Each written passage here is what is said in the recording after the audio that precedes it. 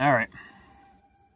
So we're going to try this, and try and do this just all in one go, instead of attempting to edit things together and make this all fancy. Point of this video is to try and get back into the habit of, one, making videos, and two, actually making things.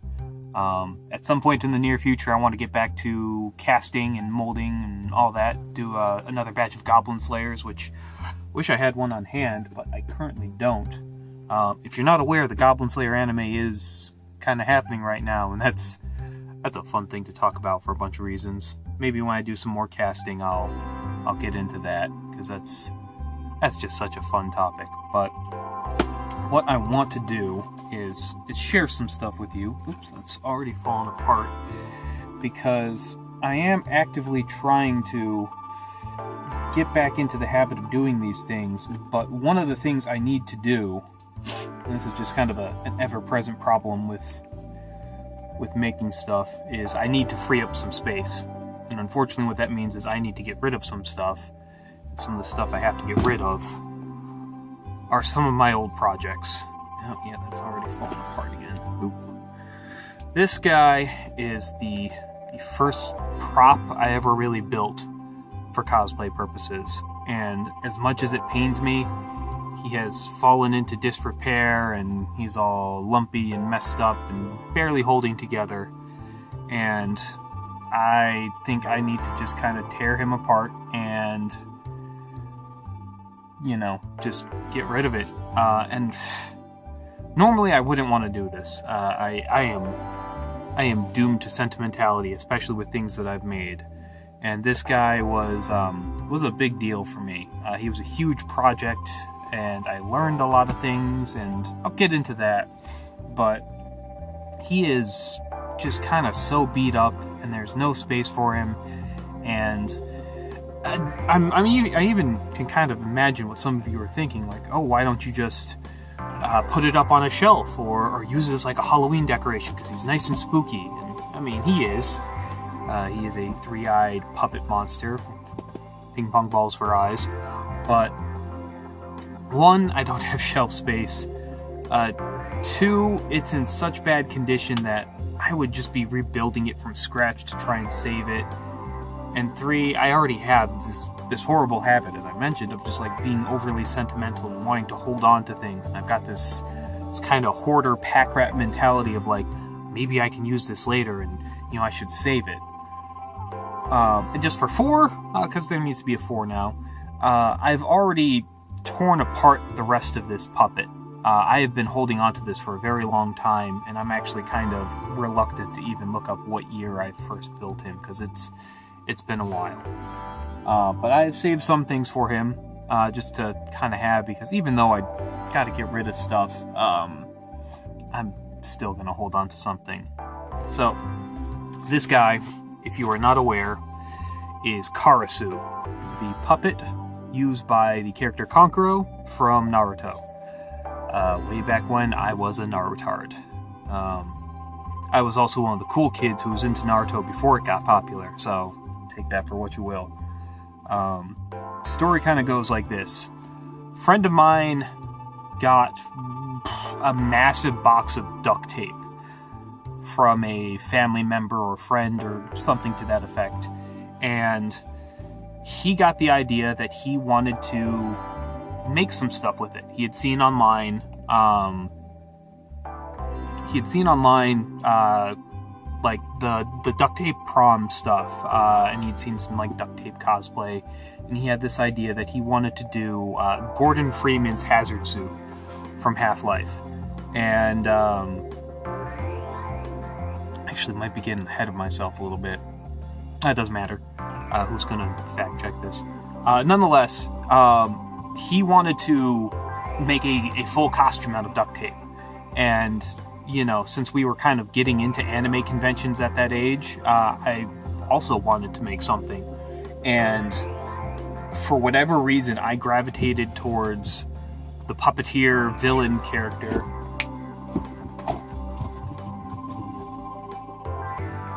I might have to edit this.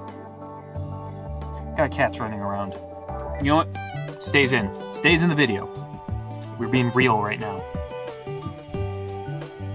God, that sounds dumb.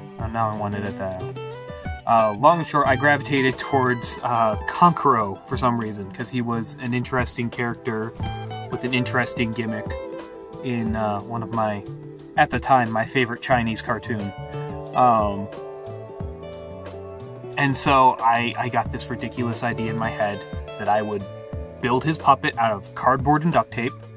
I would carry that around, and I would be Konkoro for the local anime convention that we went to. Long and short, I did. I mean, clearly, I finished the puppet, and I mean, at the time, it was a huge success. I distinctly remember this one moment where we had gotten out of our hotel rooms, kind of come down to the main lobby where there was this escalator down the middle that kind of funneled all the traffic, you know, through and out the hotel.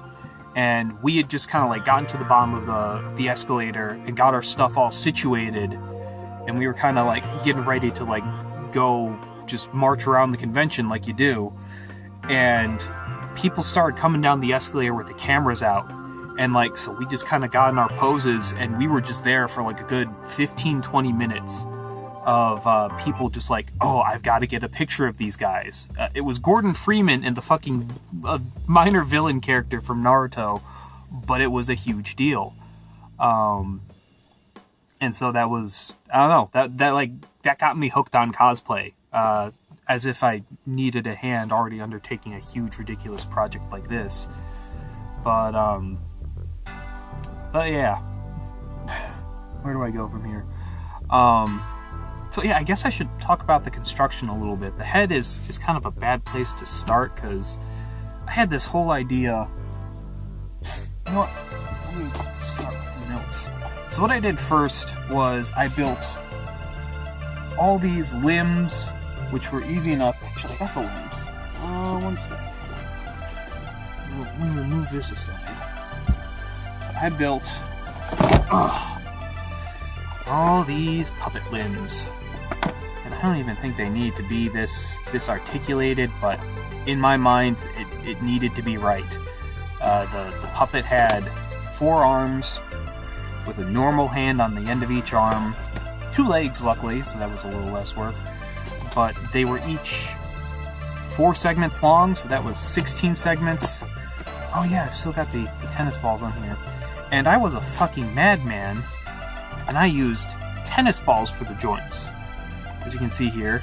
And these were just run through with some rope and some yarn for each of the fingers, and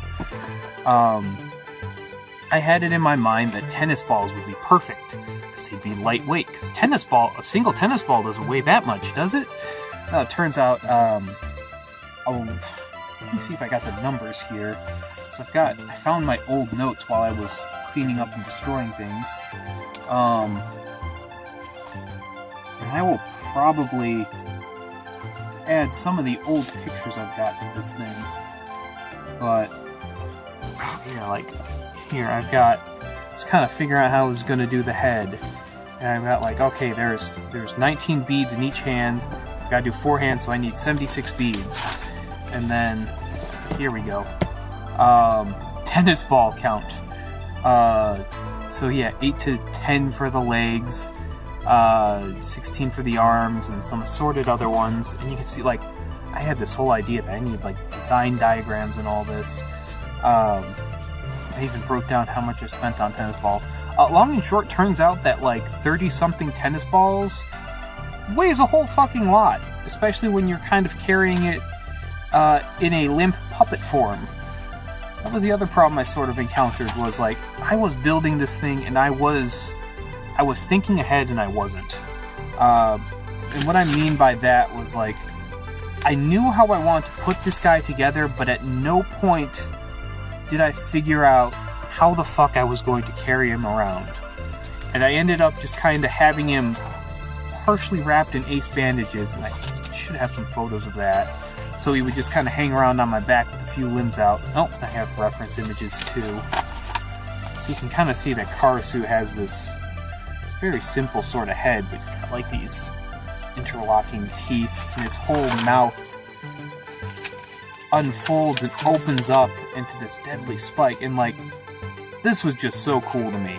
And upon seeing this, I'm like, yeah, this is the thing I want to build. You can see this is Conqueror's reveal. He's got this very sort of striking grimace, and he's got his little cat ears. I forget the exact term for it. There's a name for them, but he's not dressed like a ninja. He's dressed like a stagehand for like kabuki theater. Yet again, I forget what they're called, but they're essentially the guys who run around when the lights are low to like set up props and organize things. Oh, you know, there's a part where I messed up. He's actually got little fingernails on there, and I've just got nubbins. But yeah, so very striking design, very interesting character, and I told myself like, oh yeah, this is the thing I'm building. You can kind of see he's got all these different limbs splayed around. But so I mean, what do I want to talk about with that? I actually brought back this costume for like a couple years in a row, and I took him to some different conventions. How are you doing? Sorry, those are cats. And the tennis ball thing proved to be a problem right away. But what I ended up discovering was that you can get like a few hundred ball pit balls, maybe not a few hundred, but a decent amount of them for like 10-15 bucks. So even though I've got the tennis balls on the end of the wrist, because I felt like those were a little bit more sturdy, I went back and, you can kind of see, replaced those with these nice lightweight plastic ball pit balls, which I had coated in duct tape, which kind of seemed to do the trick. And each of these segments, you kind of get a good look at them.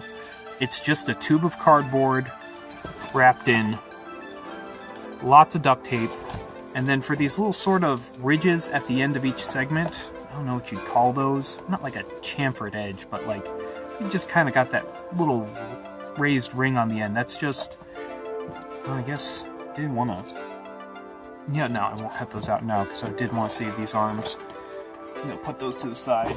But each of those is just a tube of cardboard with a little ring of, I think it's like about 12 gauge wire, 14 gauge wire. I forget the exact measurement. Long and short, when I was building this, my parents had this big spool of like copper wire, and they were like, why don't you use this? And I don't think they realized I would end up using the entire roll on various projects, this guy included. Actually kind of see, because yeah, well, this guy, it's just, that's like electrical wire in there. In fact, I guess can't really put this off. This is something else, but so I'm just gonna slice that open, and you can see that's just cardboard in there, and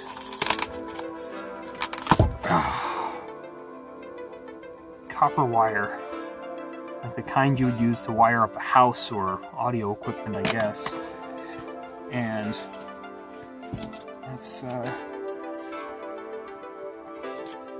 this is dangerous. I should maybe do this in a slightly smarter way.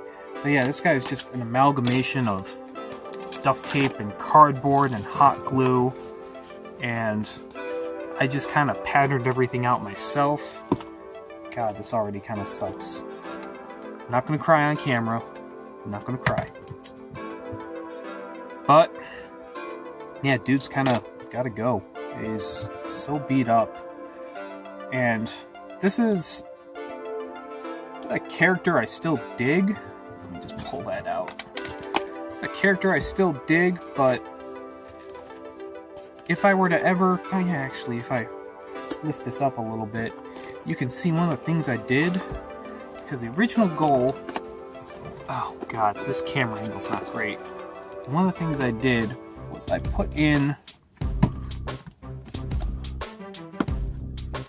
Oh god, this does not want to fold up. But I put in this sort of string mechanism in there that I could... Flip this over. Manipulate from the back to sort of move his mouth. but that didn't exactly work right. I originally had some, like a tennis ball back here, which slotted into the whole mess of ropes and stuff that went into his body. I was just a dumb high school kid when I was building this, so just imagine what I could make now. Well, but yeah, we'll get in there a little bit more in just a second. Just slice this right open. I'm not really harvesting this for like monetary reasons. Like, I don't think I intend to recycle this wire or anything. Certainly can't recycle this duct tape. But it's just kind of the principle of the matter. I would feel bad about throwing it out because this is reusable. Oh wow, we're already on 15 minutes. I also had this kind of thing rigged up where there was going to be sort of a mechanism on the face for when it unfolds, where this would like slot up, but that didn't exactly work out the way I intended. It's like another piece I can go. So here's actually something else I want to talk about, because as I mentioned, this guy was cardboard and duct tape.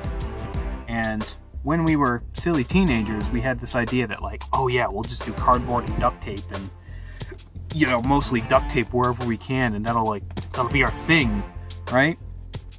Well, there's two problems with that. One, duct tape does not last. It reacts very poorly to changes in temperature. It expands and contracts. The adhesive actually dries up. I can't really do much about this lighting, can I? No. But you can see it dries to the point where it has no tackiness. Some other areas do, but when this is exposed to the sun, and then it gets cold in a room, and then it gets hot in a room, and over the years, it just falls apart. You can see this is happening here too, around the teeth, which, I mean, teeth aren't really getting banged around that much, right? So that shouldn't be happening. Oh yeah, a little. And even the hot glue on here. You can see this is just hot glue that was holding that in place. Doesn't really last either. Hot glue is a thing they don't really tell you, but it'll melt over and over and over. So if it gets hot enough, it'll start to lose its like hold on things and then just kind of slip apart. And you don't really want that, because that's no good for, say, a prop that's going to be moved around from convention to convention, or you know, moved around in a hot car, more specifically. Actually, if any of you watch Punished Props, they had a video kind of to that effect about what heat will do to a, yep, see, more hot glue with some wire. That was just there to kind of give it a little bit more flex to make it hold its shape, because this is just cardboard, you know, nothing crazy going on in there. This is just a little bit of wire I had there to kind of slot it back into that face. So what's the point I'm trying to make here? Yeah, so materials. I mentioned earlier about the tennis balls thing and having to switch those out for some cheapo plastic balls that are a lot lighter. You need to kind of like, you need to be able to plan these things a little bit better. You need to have maybe a little bit more foresight than you think you need to have, because working with duct tape seemed like such a great idea at the time, because, well, you slap duct tape down and it's just done. It stays in place, right? You don't think about the vinyl aspect that's gonna, you know, kind of flex and stretch and warp over time. You don't think about, you know, what's going to happen to the hot glue, or if the cardboard's going to start getting really creasy and messed up. And I mean, these are all things that you can sort of mitigate and work around, but it's something that you need to be aware of while you're working on it, just because it's like it's future proofing, you know?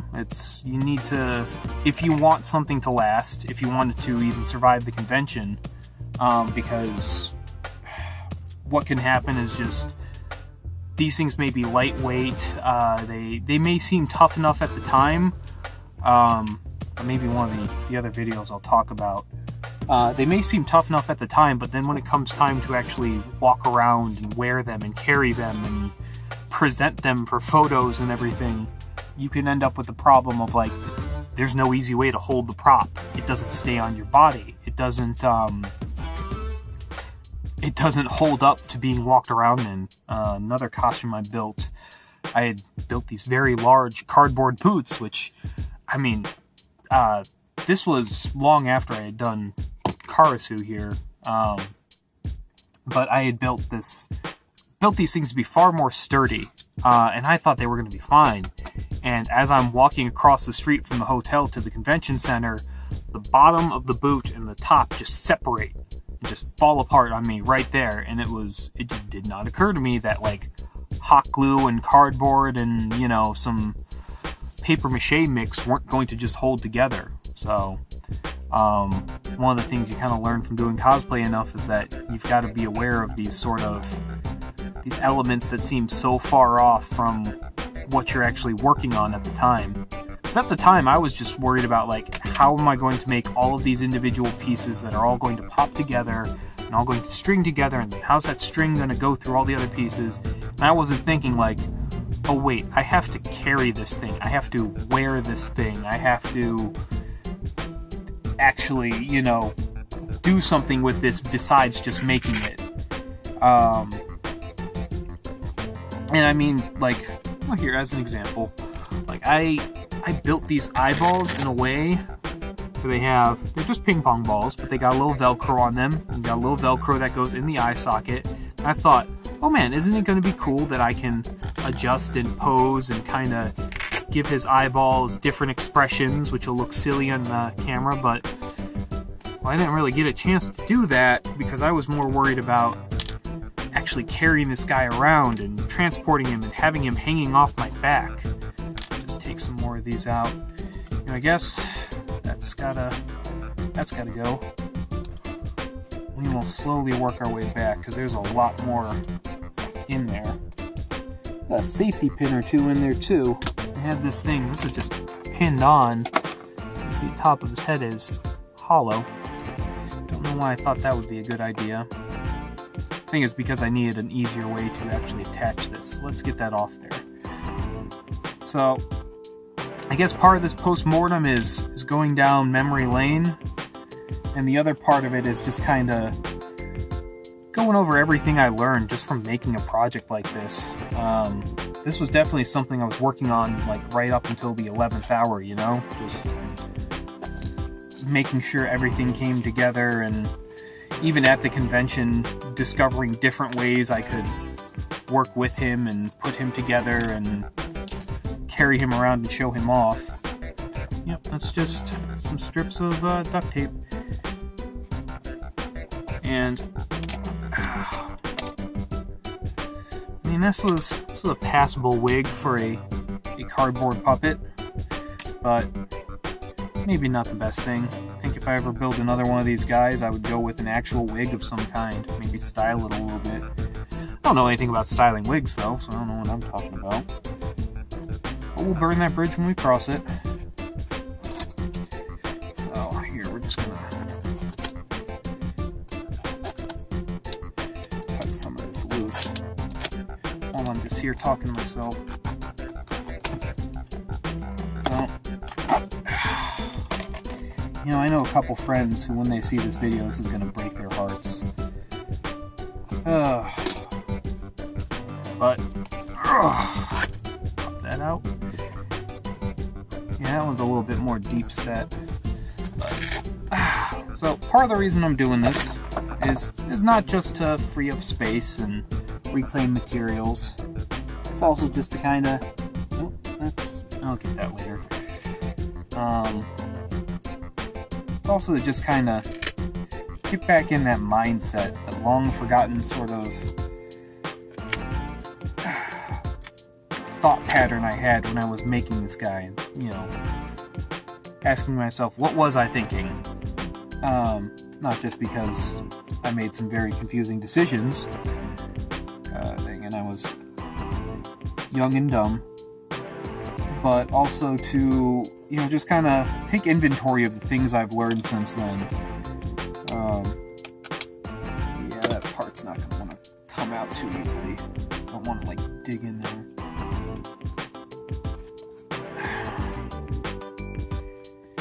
One moment.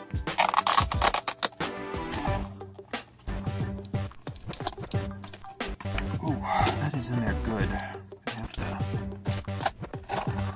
get all surgical in there. Yeah, this is kind of a smaller workspace, so it's not too conducive to doing work like this. So, as I mentioned earlier, I just kind of figured duct tape's fine, and it'll just hold together forever. And in some cases it will. There we go. Oh, that's the head. Funny story about this. When I was building this, and when I was amazing all of my high school nerd friends with my mastery of the duct tape arts, I had one friend who was insisting to me that all I had to do was slap a couple servos in there, and I could just have a functional robot puppet that would, you know, move on its own. And even though I was dumb and inexperienced, I knew that could not work. That's not how servos work. That's although that might be a little bit easier today than it was so many years ago. Back in the long-forgotten era when Naruto was popular and not just kind of a thing that's hanging around and Shonen Jump, even though nobody really likes it. I mean, real talk, Boruto is a terrible series. It's just not enjoyable at all. But that's why I'm not reading it. Let's see. So yeah, I have a couple of these areas where it's just connected. It was already cut, like this wasn't one solid piece of wire, it was just attached together with a little bit of duct tape. Which kind of worked at the time, but would not suggest that for a reliable solution. Now this part's actually going to be pretty hard to take apart. I don't know how well you can see in there, the lighting is it's not great. But this is actually kind of gathered a lot of dust in there. But this is maybe my first time sort of flirting with the idea. This is a sort of wireframe. You got these edges here that are actually, like I had built an armature and then attached the duct tape on top of it. You know what, I'll just try and pull this open a little bit more. And that string that was connected to the jaw to make this pop up and down. Goodbye, teeth. Goes all the way down to the bottom of the wireframe. Where are we at? Oh wow, this is going on half an hour. So, I don't know if there's too much more to say. I think I will wrap this up with just some of my thoughts on the matter. Yeah, I think what I'm going to be doing next is I've got a bunch of old model kits over here. Tachikoma from Standalone Complex, which, okay, this is going to be kind of a spoiler, but I already built this. I built this years ago, and I did a very poor job. Since I started getting back into doing, that's kind of noisy. Since I started getting back into doing models and stuff, I've been getting a little bit more serious with it, and trying to kind of put together a better final product with, you know, cleaner panel line, or that's what I'm looking for, like cleaner seams and panel lined highlights and a little bit of minor paint work. I don't know how far I want to go with those, but hit the recording limit. I let that run for way too long. So I should probably end this now. What was I saying before?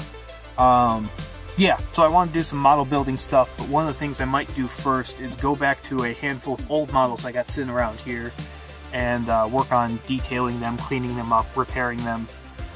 Some of them were built years ago, when I was just a stupid kid who didn't really know what he was doing. A lot like this.